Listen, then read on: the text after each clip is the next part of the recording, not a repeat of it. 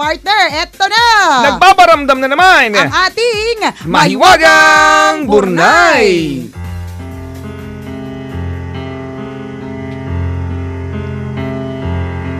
Maalindog ka daw sa suot mo ngayon, partner. Thank you very much. Di ba pag maalindog, ano yun? Ano? Maalindog. Kaakit-akit. Malakas ang appeal. Yan. Hayaan mo na.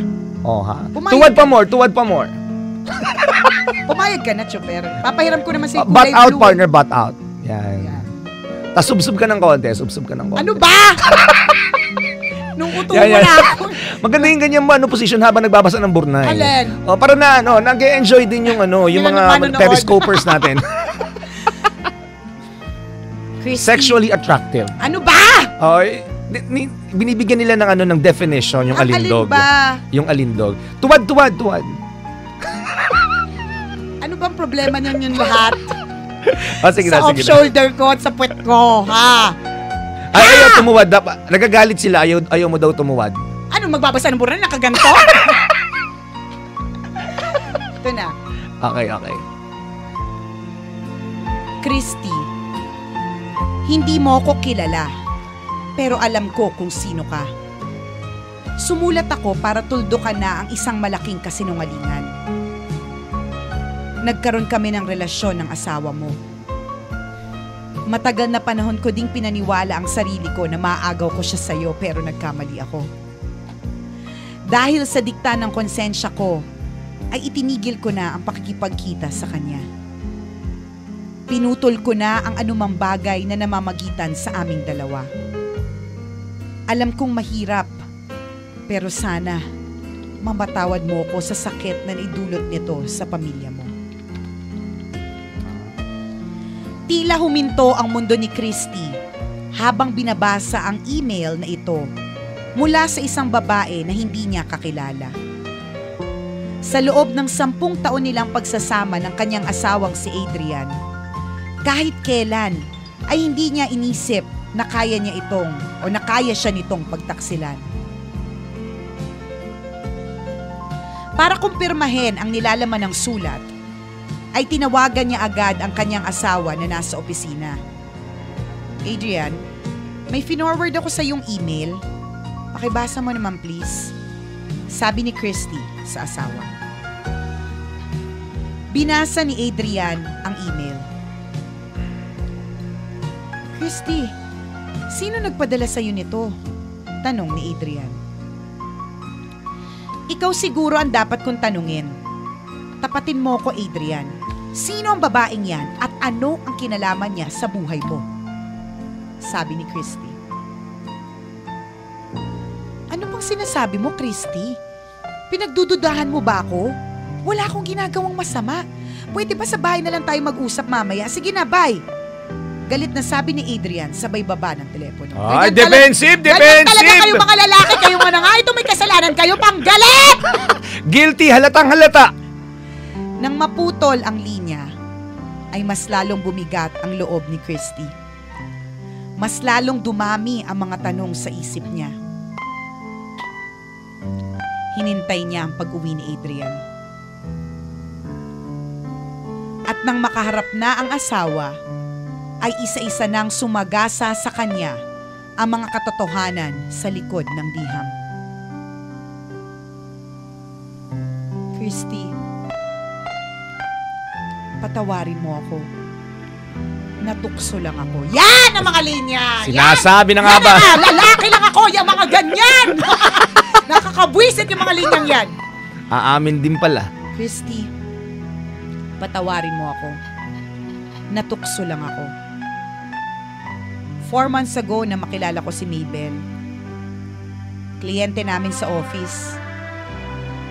After closing a deal, niyaya ko siyang lumabas. At doon na nagsimula ang lahat. Kaya hindi ako nag-asawa na nasa sales partner. Ninenervyos ako. Baka kung anong klaseng bentahan ang maganap. Correct! After closing a deal, niyaya ko siyang lumabas. Doon na nagsimula ang lahat.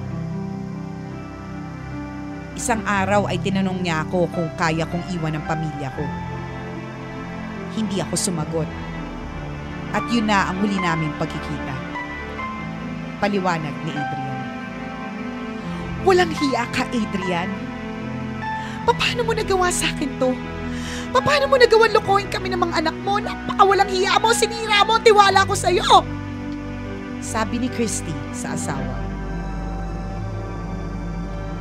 Lumuhod si Adrian kay Christy at humingi ng tawad.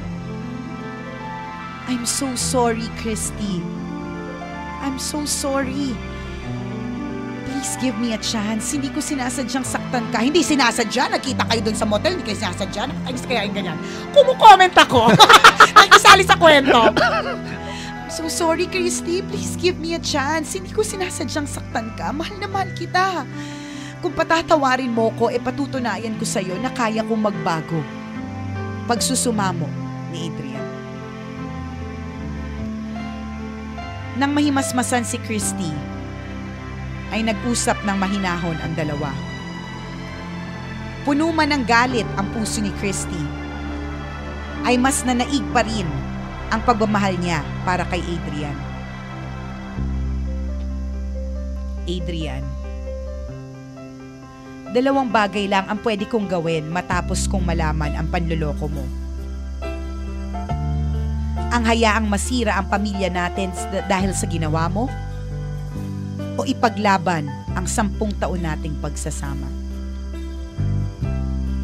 At sa pagkakataong ito, ay mas pipiliin ko ang tama. Hindi ko alam kung kailan maghihilom ang sugat ko dahil sa panloloko mo, pero ang alam ko mahal kita at pinatatawad kita. Matapos bitawan ang mga salitang ito, ay parang nabunutan ng malaking tinik sa dibdib si Christy. Hindi naging madali ang proseso ng paghilom ng kanyang damdamin. Kapag naaalala niya ang sakit ng pagtataksil sa kanya, ay kailangan niyang ulit-ulitin ang pagpapatawad sa asawa niya. Habang dinaraanan ang prosesong ito, ay naging katuwang niya ang pagluha at taimtim na panalangin. Naging responsable naman si Adrian sa binitawan niyang pangako kay Christy. Nagpakumbaba siya at nagpasakop siya sa ilang kasamahan sa simbahan para ihayag ang kanyang pagkakamali at araw-araw na hilingin ang gabay ng panalangin. Dahil dito, ay unti-unti niyang napatunayan ang sinseridad ng kanyang pagbabago. Patuloy niyang iniingatan ang panibagong pagkakataon at hindi na muling nagtaksil sa asawa. Matapos ang trahedya sa kanilang pagsasama, ay nagdesisyon sina Christy at Adrian na muling magpakasal.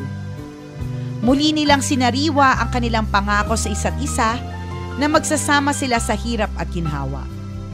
Pinatunayan na mag-asawang Christy at Adrian na kayang-kayang tumibay ng isang imperpektong relasyon kung pagpapatawad ang magsisilbing pundasyon. Ang kwentong ito ay hango sa tunay na karanasan ng mag-asawang Christy at Adrian Littlejones ng Maryland, USA. Matapos ang kanilang renewal of vows noong 2012, ay patuloy ang kanilang masayang pagsasama sa piling ng kanilang 4 na anak. Actually, hindi lamang yan eh. Napakarami ng ganyang klase ng kwento. Correct.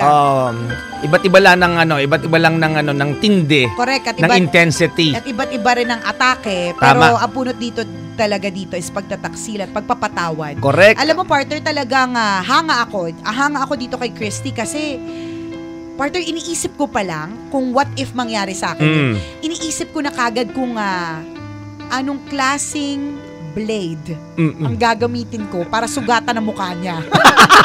O anong klaseng blade? Revenge agad ang iisipin mo eh. Anong klaseng blade ang gagamitin ko para putulin ang anis niya? Mahirap, masakit yun na blade. Matagal, makunat, di ba ang balat? Makunat? Depende. Diba? Ibig sabihin, parang ang hirap magpatawad. Totoo yan, mga kaibigan. Lalo pa kung siya yung tipong, di ba, anong linya ni Christy kanina? Hindi ko in-expect.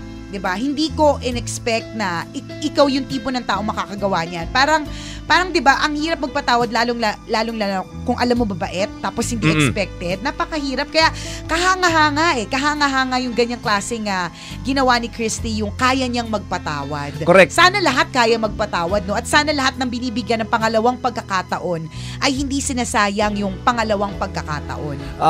Trust issues, mga kaibigan, napakahirap talaga niyan, ano? Sa isang relasyon, minsan mahirap na magtiwalang muli kapag sinaktan ng damdamin mo o kapag nasira na mismo yung tiwala. Tama. Diba sabi nga nila, kapag ang tiwala ay parang isang papel, na kapag nilukot mo, hindi mo na ulit maibabalik pa sa dati. Pilitin mo na i-plansya. Nagtry na ako mag-plansya ng papel dati, partner. Di ba hindi pa rin? Hindi mo makukuha maibalik yun. Nagtry ako mag-plansya ng papel kasi napunit ng kaibigan ko na-crumple yung report ko. Oo. Wala na akong choice kundi plansyahin. Pero kahit pinilit kong plansyahin, partner, nandun pa rin, lukot na lukot pa rin siya. Tama. Diba? Once it's crumpled, mga kaibigan, it can never be perfect again. So, ganun din yung tiwala, and talagang it takes a lot of courage sa isang tao na mapatawad ang isang taong nagkasala ng ganyan katindi. Asawa mo pa. Correct. Diba? Minsan nga yung kaibigan natin na nag-trumaydor sa atin, nagkasala sa atin, ang hirap patawarin. Correct. Parang di mo na mapapatawad. What more yung asawa mo pa. Kasama mo na nagawa pang makauwi sa bahay. Totoo, di ba? Paano ang lakas-lakas ng loob niya at ang kapal-kapal na mukha niya. Correct. Na gawin yung bagay na yun. Di ba? Tapos umuuwi pa siya. At makahalik sa'yo, parang akala mo walang kasalanan. Napakahirap. Totoo. Pero sabi nga, di ba, forgiveness is the final form of love. Yun eh. Yun diba? Yung maganda sa kwentong ito, mga kaibigan. Nangibabaw ang forgiveness. Nangibabaw yung forgiveness at pagmamahal. Ang ganda no? Forgiveness is the final form of love. Yung masasabi mo talaga na talagang tunay, wagas ang pagmamahal kapag marunong ka magpatawad. Kaya nga hindi lahat kayang gawin yan eh. Correct. Saludo tayo sa mga tao madaling magpatawad. Pero tama yun talagang dapat mangibabaw sa taong nagkasala sa atin. Try natin magpatawad, mga kaibigan. And ang sarap din ng pakiramdam. Diba? Yung tipo makakahinga ka na maluwag. Correct. Diba yun yung sinabi niya sa Burnay, na pagkatapos niyang sabihin kay Adrian na pinatatawad kita, anong sabi ng Burnay? Para akong binunutan ng tinik. Diba? Ganun, totoo yun, mga kaibigan. Correct ka. Kasi alam niyo po, mga kabisyo, yung paghilom ng sugat, yun din ang sinabi sa Burnay Yung paghilom ng sugat, it begins, kabisyo, when you let go of the hurt. Correct. Diba? Kasi let go of the grudges. Correct. Kasi kapag andyan pa rin, yung ang sakit-sakit, no? Alam mo yun, yung basta paulit-ulit mo sinasabi, sinaktan ako, niloko ko, buwisit ang buhay to, grabe, hindi ko akalain, bakit mas magaling ba siya sa akin? Hugot na hugot. Correct, di ba? Yung mga gano'n. Ando na tayo, totoo yan. Pag paulit-ulit mong, inuulit-ulit talaga sa sarili mo yan, you will not let go of the hate. Ikaw lang din ang masasaktan. You will not let go of the grudge. And in the end, yung paghilom ng sugat mo, ang tagal. Correct. Kasi lagi mong binubuksan Isipin yung sugat. 'Di ba? Pwede naman siyang manatiling ganyan tanggapin na merong sugat. Huwag mo nang buksan. Pag binuksan mo, ang sakit. Mananariwa ulit, lalabas ulit yung dugo, makikita mo na naman yung laman. So hindi siya gagaling. Hindi siya gagaling. Tatakutin ka na naman ng mga tao sa paligid mo na diyan lalabas lahat ng kinain mo. 'Di ba? Hindi siya gagaling kasi isipin mo, bothered ka every day. Correct. Kasi lagi mo siyang binubuksan. Ikaw ang magsasuffer sa madaling salita. It's difficult. It's difficult. Talagang mahirap po, mga kabisyo. Sabi nga ng English teacher ko, it's not hard, it's difficult. Yan. Because this is hard. Yan, when it's difficult, diba? When it's hard, matigas. So it's difficult. Talagang, it's difficult to forgive. But, katulad nga ng kwento ni Christy, diba, nangibabaw ang pagmamahal. Sabi niya, 2 bagay lang ang pwede niyang gawin. Talikuran o harapin. Correct ka. Diba? Kung sabi nga, kung ang Diyos nga nagpapatawad, tao pa kaya. Diba? Sabi nga learn to forgive, mga kaibigan. Sabi nga daw nila, partner, na kapag nagpapatawad ka, ibig sabihin nun, matapang ka Totoo. Matapang ka kasi kaya mong tanggapin na nagkakamali yung mga tao. At matapang ka kasi kaya mong magpatawad. Correct. Diba? At ikaw naman, kabisyo, na binigyan ng pagpapatawad. Diba, yung tinanggap, yung pagkakasala mo, wag mo nang sirain pa. Yung pagpapatawad na yun. Yung second chance. Baka mamaya, effort yung misis mo na bigyan ka ng pangalawang pagkakataon. Kahit mahirap, kahit masakit. Ikaw naman, eto. Ay, napatawad naman ako. Okay naman pala, mapapatawad naman pala ako Diba, wag mong sayangin. Correct. At hindi po lahat ng tao, mga kaibigan, ay nabibigyan ng second chance. Correct, diba? So, pag binigyan ng pangalawang pagkakataon, pag nabigyan ng one more chance, kabisyo, wag mong sayangin yan. Sabi nga ni Mahatma Gandhi, the weak can never forgive. Forgiveness is the attribute of the strong. Napakaganda niyan mga kaibigan. Ano ulit yung sabi niya? The weak can never forgive. Forgiveness is the attribute of the strong. So lahat tayo na nagpapatawad ay taong matatapang. Correct, di ba? Sabi nga pa ng isang quotation, ang ganda eh. There is no love without forgiveness. And there is no forgiveness without love. Tama. Magkaakibat silang dalawa. Thank you, Mahiwagang Burnay! Sa isa na namang napakaganda, napaka-touching at maraming hugot na kwento ngayong araw na ito. Diba, napaka-inspiring mga kaibigan, nakaka-inspire ang kwentong ito. Share natin ang mga ganitong klase ng kwento para doon sa mga taong nakakaranas ng matinding trouble, na matinding pain sa mga oras na ito. Diba, learn to forgive. Correct. Malaking bagay yan. Ang mga kwentong ng Mahiwagang Burnay ay mababasa nyo po sa aming Facebook fan page. I-search nyo lang po, Tambalan! Like at share ng share para marami rin ang ma-inspire sa kwento ni Mahiwagang Burnay. Tama. Maraming salamat sa inyo mga kabisyo! For making Love Radio always your number one FM radio station. At habang nariyan kayo mga kabisyo, ang Tambalan, walang kalaban, number one pa more. Ako po si Nicole Liala. At ako naman si Cambio King Chris Chuper. Na nagpapaalala, walang matatag na relasyon sa malanding may determinasyon. Yun! Yun! Yun!